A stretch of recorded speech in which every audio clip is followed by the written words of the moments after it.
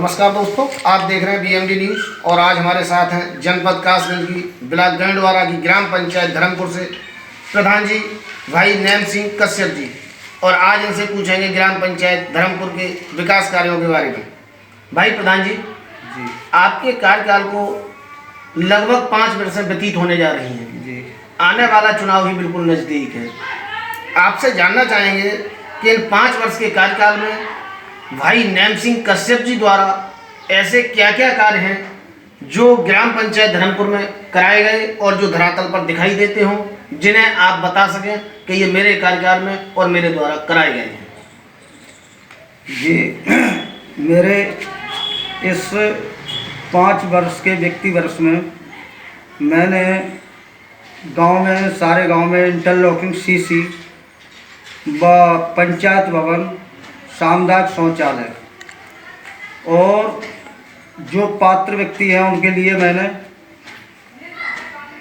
जो प्रधानमंत्री आवास मैंने दिलवाने का काम किया है।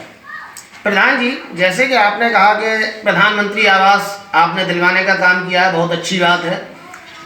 ग्राम पंचायत धर्मपुर की जनता इस बात को जानना चाहेगी कि प्रधान नैम सिंह जी द्वारा अपने कार्यकाल में ऐसे कितने लोग हैं जिन्हें प्रधानमंत्री आवास योजना से लाभान्वित कराया गया।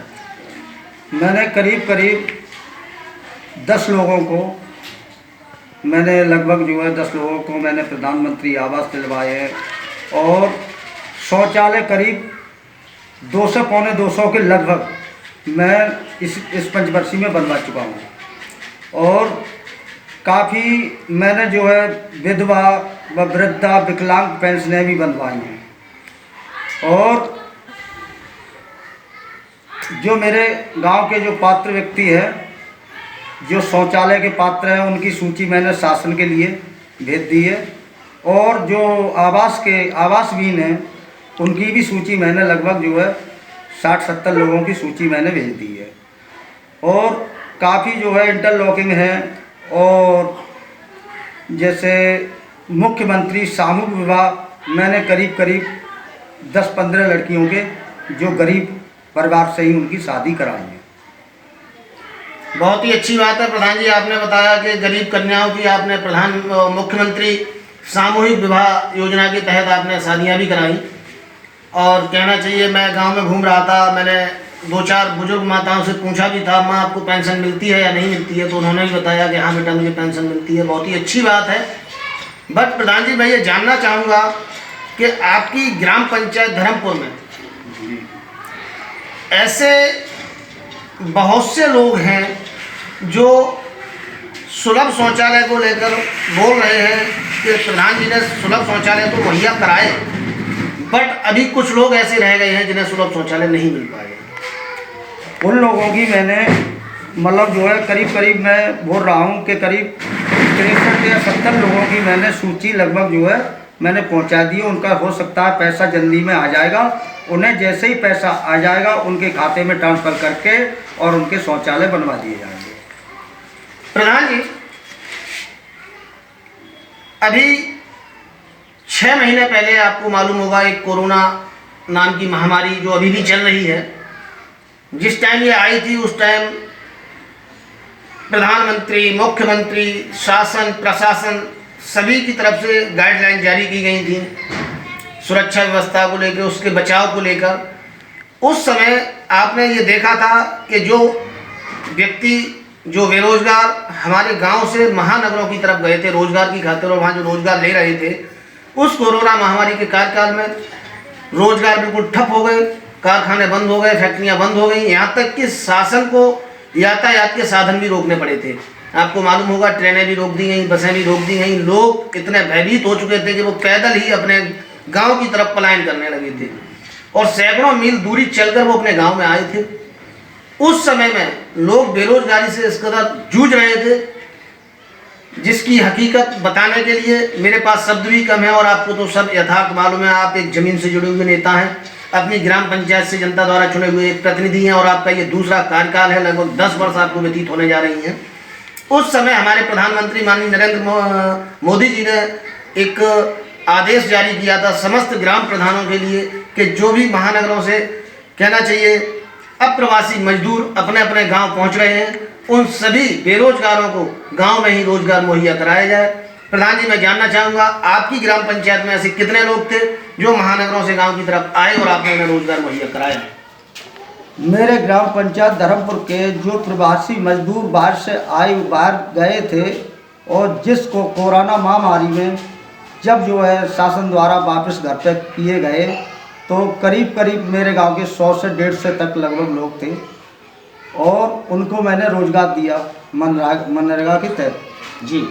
और जिस समय जब आए लॉकडाउन 22 मार्च को लगा था, उसके बाद जैसे ही मेरे जहाँ प्रवासी मजदूर लौट के आए, मैंने स्कूल में 13-14 दिन रख के अपने क्वारंटाइन कराया। जी, क्वारंटाइन करा के और सभी को मैंने अपने पास से सुविधा दी, खाने की, पीने की, सभी चीज़ की पर्सनल अपने पास से जी।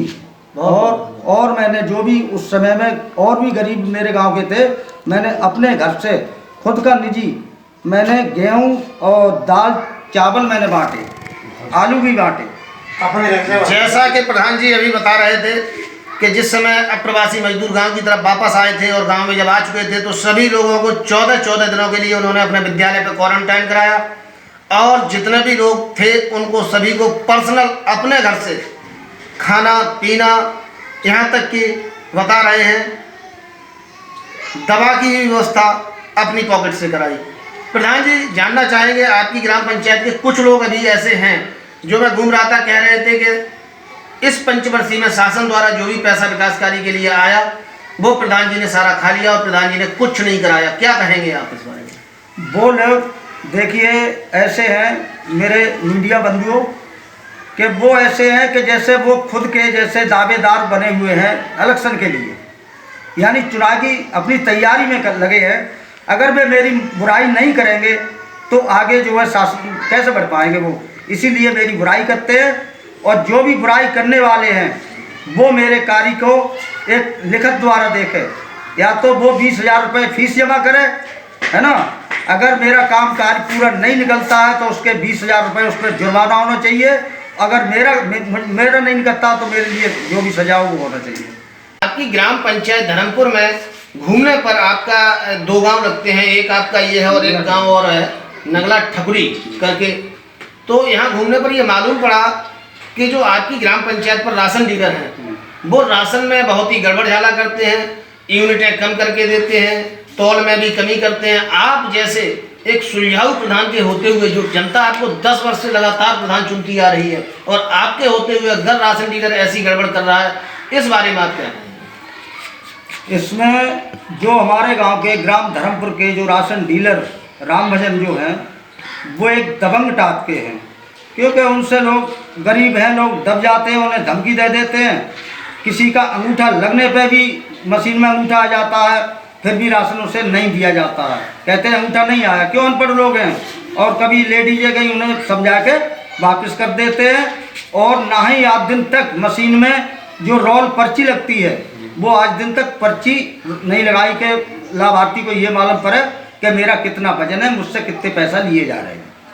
और ऐसे मेरे गांव में करीब 30 से 40 लोग ऐसे होंगे जिन्हें राशन मतलब नहीं दिया जाता है। किसी के 6 मिनट है उसको 2 को दे दिया, 7 है 4 को दे दिया और धमका छटका के उन्हें भेज देते। सारा का सारा घोटाला वो करते हैं। और ये जो मेरे गांव के पात्र व्यक्ति जो है उनके लिए मैंने उनके जो सब लोगों ने फार्म भर के मेरे जहाँ जमा करे, मैंने ब्लॉक स्तर पे जमा करे। ब्लॉक स्तर से क्या नाम है DSO ऑफिस पहुँचे। जब फीडिंग चल रही, फीडिंग के ही समय में जो पहुँच गया डीलर, तो इसने झूठा आरोप उन बेचारे गरीबों पर ये लगा दिया कि इनके पास गाड़ी है, इनके जो है उनके राशन कार्ड बनवाने से रुकवा दिए। प्रधान जी, जानना चाहेंगे जब आपको इतनी सारी समस्याएं मालूम है, आपके पास लोगों ने आगे शिकायत भी की, ये जानना चाहेंगे क्या आपने कभी ऐसी शिकायत किसी सक्षम अधिकारी से की?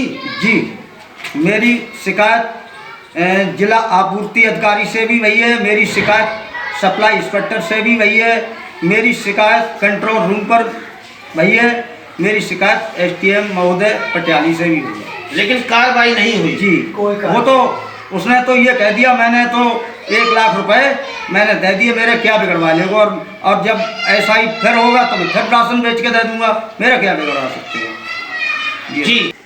तो बहुत बहुत धन्यवाद दोस्तों। ये थे हमारे साथ गंज डुंडवारा की ग्राम पंचायत धर्मपुर से जनता द्वारा चुने हुए लगातार दोबारा प्रधान, जिनके कार्यकाल को लगभग 10 वर्ष व्यतीत होने जा रही हैं, भाई नैम सिंह कश्यप जी। बहुत बहुत धन्यवाद कश्यप जी, आपने हमारे सवालों का बहुत ही गंभीरता से अपना जवाब दिया। मैं मोहित मिश्रा, कैमरामैन सुरेश साख के साथ VMD न्यूज कासगंज।